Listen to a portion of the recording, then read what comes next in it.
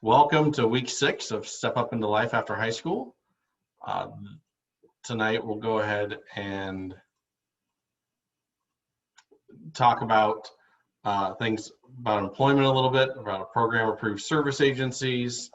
We'll have a day program here, Continuum of Colorado, to talk about what day program looks like currently during the pandemic a little bit, and then also kind of in general.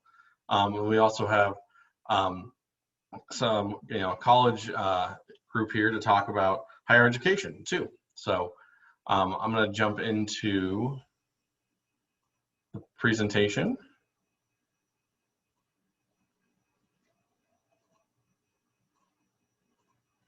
Step up into life after high school. What will I do all day?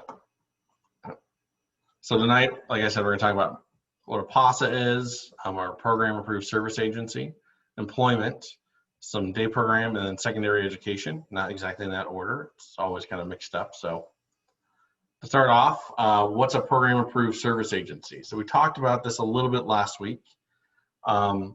Essentially, these are the individuals, these are the direct care staff that are going to be doing services for your loved one, be it adults or children. For our guests tonight, mostly everyone here have kids or young adults aging from about 15 through into the early 20s. So they'll be doing things like helping them with bathing, personal care activities. It might be doing supports out in the community at the day program or support employment. But that's what a program approved service agency is. They are the ones that do the actual direct care. So remember last week I used the analogy of case managers are kind of like stockbrokers. They're moving money from Medicaid into accounts set up for agencies to bill against. That's what a program approved service agency or a PASA is. They work with both the DD and the SLS waiver.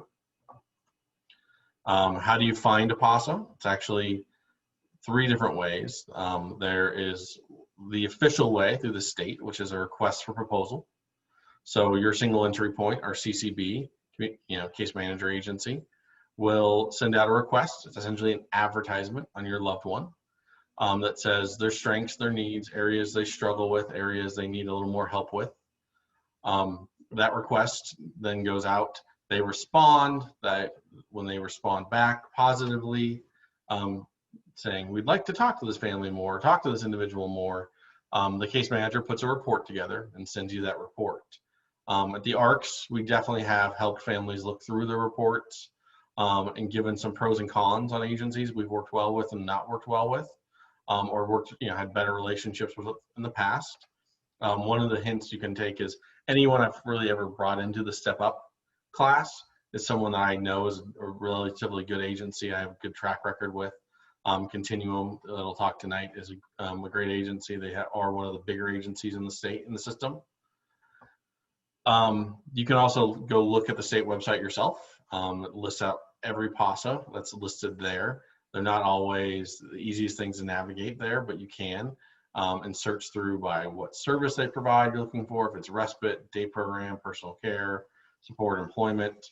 You do want to at least narrow that search down to certain counties because you don't want the whole state's results coming up. But that you can go look yourself. You can do word of mouth too. So when you're back at events or when you're at events here on Zoom, getting contacts from families and other places that are already utilizing services. Who do they use for respite? Who do they use for day program? Who do they use for support employment? And then reach out to those agencies and say you're looking for them, looking for services like that.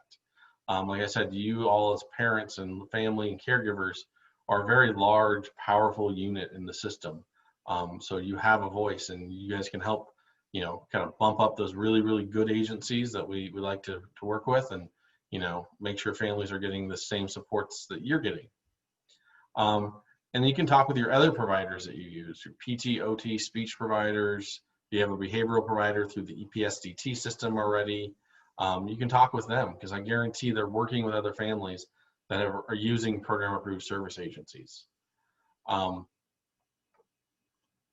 The request for proposal, I always give families some tips on that.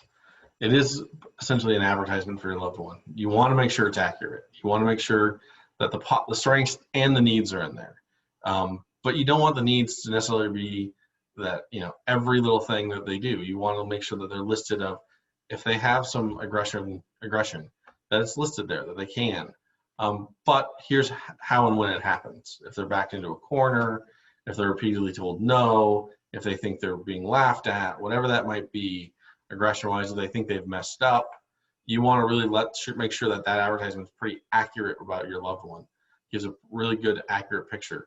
You as caregivers have the right to look over that. And your loved ones do too, if they'd like to. So before the case manager sends it out, review the RFP. You can make edits. You can write them back an email saying, you forgot this, or they really don't like that. It's something that actually upsets them. So make sure that you ask to look it over. A lot of times case managers, are working with, 30 to 40 individuals at a time. They might use an RFP that was written 2 or 3 years ago. So you want to make sure that they're, it's up to date also. We are human beings. We don't change that quickly. I always use the example of smoking. Not rarely do you see people just quit cold turkey. It takes a while. It takes your loved one a while to get out of a different behavior or get into a better behavior or get into a different coping skill. So, you want to make sure that it's accurate, but, and that's not super old. And be open about what their needs really are. And be direct on your scheduling needs. I always suggest families kind of throw a wider net to start. We know you need respite, and you need respite members that break for you as a caregiver that we talked about last week. You need that break. You can't ask for a respite provider from 3 to 5 o'clock 2 days a week. That 2-hour timeline isn't enough for an agency to really get someone to come out and work there that much. They kind of need a few more hours. They need to make it a little more viable for someone to work. Also you can't ask for, it needs to be someone within a mile of our home that is, or has this religion or has this belief system. The system has a lot of providers, and they range across the political and value and ethnic system, diversity, which it helps our system so much. And if you make your request really, really narrow, you're not going to get a lot of responses. Throwing a wider net, kind of getting some providers in place. Respite can be one, or finding a day program or support employment agency that works really well. You really kind of want to throw a wide net to see who you can get. And then you can, once you're working with agencies, is when you can start maybe looking at customizing some of that schedule for respite, or looking at what they can really do in terms of support employment once they're in there, kind of helping them if it's less or more each week. But you can't really start with that very narrow, I need an hour on a Saturday, every third Saturday of the month. We're never going to find you a provider. So I'm going to stop there before we get into employment.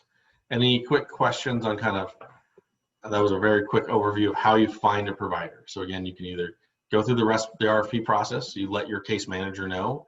They write up an RFP, or make sure you review it and look at it. From there, that can go out to all agencies, or PASAs as we call them, throughout the system. That then gets you kind of out in front. And what you're really trying to do is you're trying to get into that yes pile. You want an agency to say, yeah, we can serve this person. And from there, then you're having a conversation with them. You're reaching out, either you're looking at their website, because they'll give you a list. You're looking at what they do. You're reaching out to them. You're setting up maybe a computer tour right now, a Zoom tour, things like that. But that is essentially kind of what the RFP process looks like. And then you're picking from your gut and what's best for your loved one and what their needs are and what they really want. When I'm going to bring in the higher education component here, so it might not be for some of your loved ones that this is going to be a perfect option, but it might be for others it would, meaning their needs for if they need support employment or day program system might be a little bit less right now until they're done with the college or whatever they're looking at.